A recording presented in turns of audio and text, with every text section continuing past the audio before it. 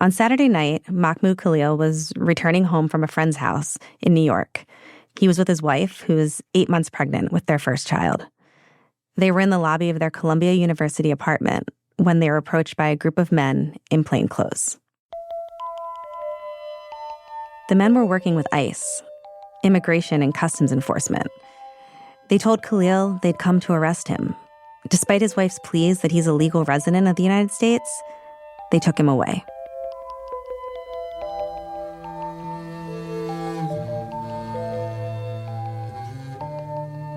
From the newsroom of The Washington Post, this is Post Reports. I'm Colby Ickowitz. It's Tuesday, March 11th. Today, we're looking at the detention of Mahmoud Khalil, a Palestinian graduate student and pro-Gaza activist. I'm sitting down with immigration reporter Maria Sacchetti to talk about Khalil's arrest and the accusations by the Trump administration that he sympathized with Hamas terrorists. We'll talk about why legal experts are worried about what this signals for immigration enforcement and free speech.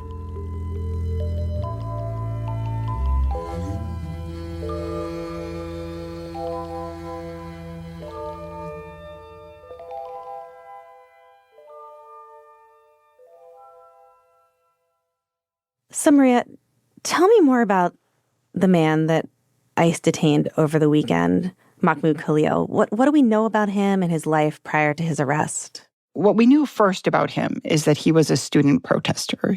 This encampment is a minor inconvenience compared to the generational shaping events taking place now in Gaza. He was someone who was a public figure on campus. He would negotiate with campus officials. He would protest U.S. involvement in the war between Israel and Hamas. He would protest the deaths of thousands of Palestinians. He was someone who felt compelled as a Palestinian, though he was raised in Syria, to really speak up for people who were being killed. And that is how he first comes to the attention of Columbia University, where he's a graduate student, and the public. He was in national news, and of course, the Trump administration. But in the past few days, we've been learning a bit more about him. We know that he came here on a student visa. He married a U.S. citizen, and they're having their first baby, who is due in April.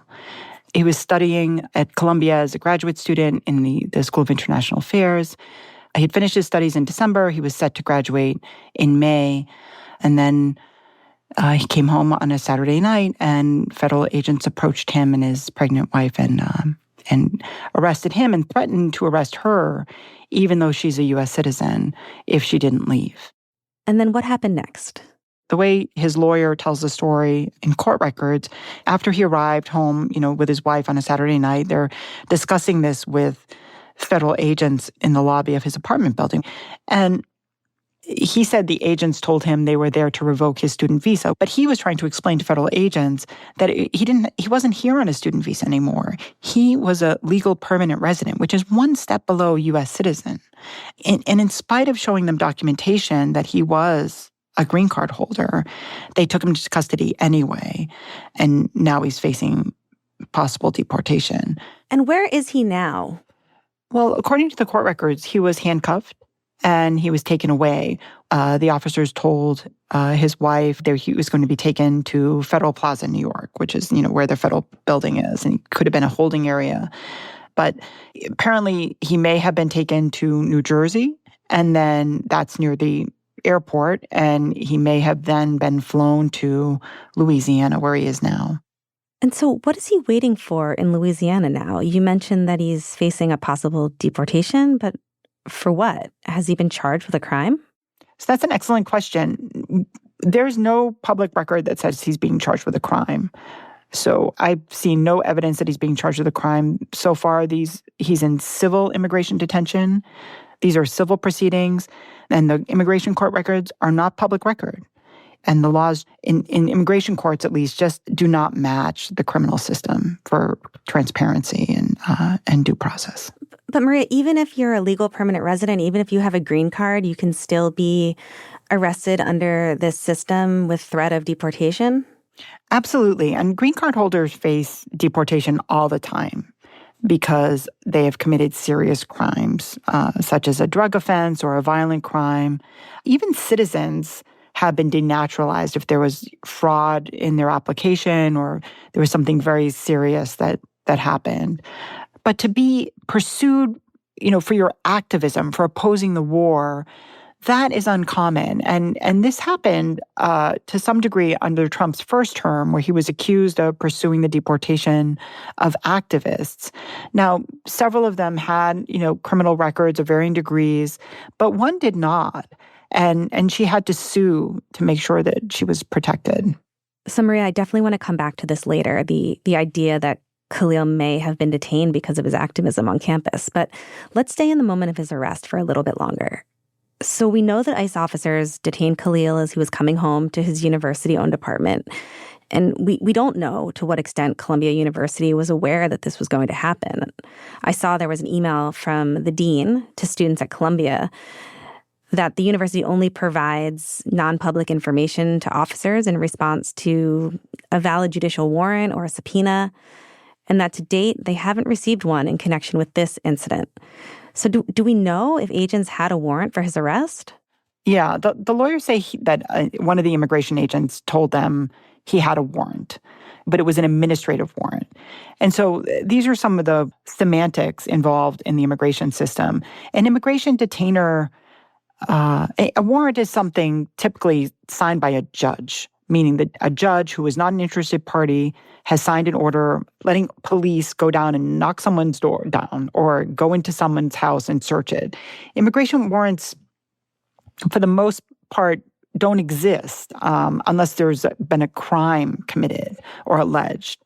And so usually if an immigration officer is going to arrest somebody for civil immigration violations, which is what is happening to Mr. Khalil right now, that would be an administrative document. Like they would give him a notice to appear in immigration court, or they would arrest him for civil violations. It's not the same as a warrant signed by a judge. Usually it's signed by an immigration officer. So Maria, tell me, what do we know about why Khalil was detained and faces deportation now?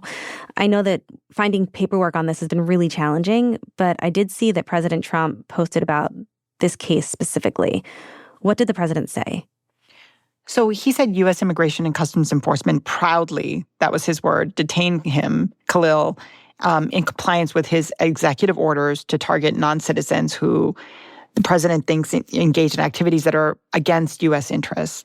So he didn't provide evidence, but he accused Khalil and others of engaging in, quote, pro-terrorist, anti-Semitic, anti-American activity, and he vowed to banish them permanently. He said they just will not tolerate it. He said he expected all American colleges and universities to comply, but he didn't really say what he would ask of these colleges and universities. So it's a big question, about what this means, for protests. I mean, protesting on college is very common. I mean, it's been going on for many, many years. I mean, you go back and think to the 60s, the 70s, and after 9/11, and it's just a staple of college life. And we've had, over the years, more and more foreign students come into the country. They tend to pay, higher tuition that funds universities. And so to put out such a broad threat and show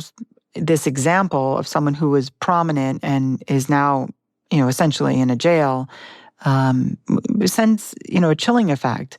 Now, I will say, this is the kind of protest that we're seeing going on. A lot of Jewish people, Jewish students felt unsafe on campus. And, there's a real debate out there about the protests and some of the things that have been going on that may have made students on perhaps all sides feel unsafe and faculty.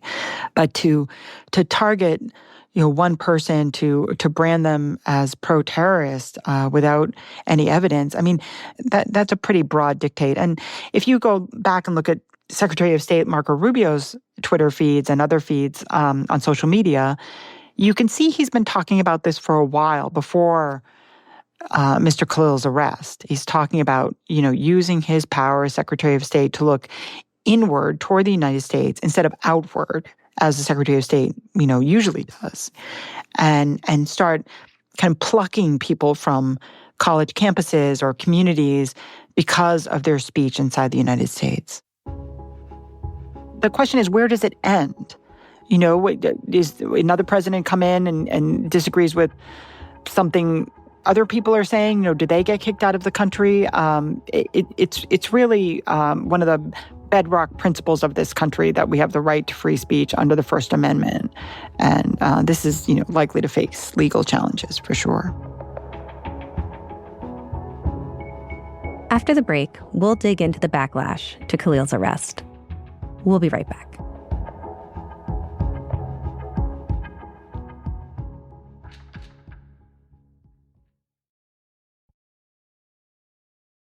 I was going to say, Maria, that, you can disagree with the protests at Columbia. It's obviously a very fraught and passionate issue, the situation in Gaza. But detaining someone because they fall on one side of that debate or the other, what has been the reaction to this from all sides? So there have been protests and letter writing campaigns. People are upset about this.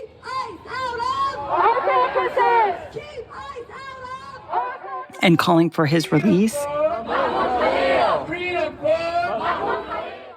People are afraid. They're worried about exercising their free speech. They're worried about being punished. And that's an even broader problem. That's a big problem for a lot of people because it goes well beyond this one case, which is, in many ways, a profound example of what the government can do to an individual. But it's also a question of what effect will it have on college campuses? Will there be fewer protests? Will people be less willing to speak up about their beliefs? Yeah, and to that point, Maria, the Trump administration is also targeting universities and threatening huge cuts in their funding, including Columbia. They canceled something like $400 million because they say the school failed to protect their Jewish students. Does this feel like a concerted effort from the Trump administration to clamp down on protests at universities? I think by limiting their funding, that's also a huge penalty for them. And so the question is really, what will universities do next? Universities have really been the guardians of free speech in many ways. And now the question is, what really will universities be doing? When they're facing these penalties from politicians, what action will they take? Will they protect free speech? I guess, the one thing that gives me pause about all this, is that I don't want to draw too many conclusions because there's still a lot we don't know about Mr. Khalil's case. We learned yesterday that he was facing disciplinary proceedings by Columbia University. It doesn't mean he was doing anything wrong. I don't know that they were resolved. But I think there are just a lot of questions we don't have answers to. So I don't want to draw too many conclusions. Maria, do you think we should expect more arrests of student protesters in the coming days, weeks? Are they just making kind of an example out of Khalil? I think I would just point back to what President Trump said. He says the first of many more. And what do we know about what's next for Khalil in his case?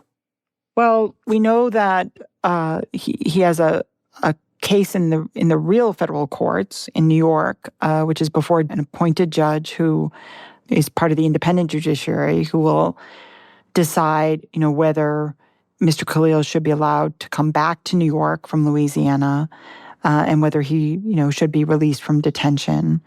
Separately from that, though, he's facing deportation, possible deportation in the immigration courts, which, unlike the regular federal courts, report to the Department of Justice. They're under the Attorney General, Pam Bondi, the nation's top prosecutor. So those are two parallel tracks. One we know about because we can pull the records. The other one, immigration court, we don't know where that stands today. Maria, thank you so much. Thank you. Maria Sacchetti reports on immigration and the Department of Homeland Security for The Post. After we spoke, Maria found out a crucial detail in Khalil's case. She reported that, according to a federal official, ICE officers arrested Khalil based on a section of U.S. immigration law that lets the Secretary of State claim a person is deportable because his actions in the U.S. could have serious foreign policy consequences. And that's it for Post Reports. Thanks for listening. If you want to show your support for the show, please subscribe to The Washington Post. Not only is it a great way to help us continue to do this work, but you can now get access to Washington Post podcasts ad-free in Apple Podcasts. Subscribe in Apple Podcasts or by following the link in our show notes. Today's show was produced by Rennie Svirnovsky, with help from Sabby Robinson. It was edited by Rena Flores and mixed by Sam Baer. Thanks also to Jenna Johnson. I'm Colby Ickowitz. We'll be back tomorrow with more stories from The Washington Post.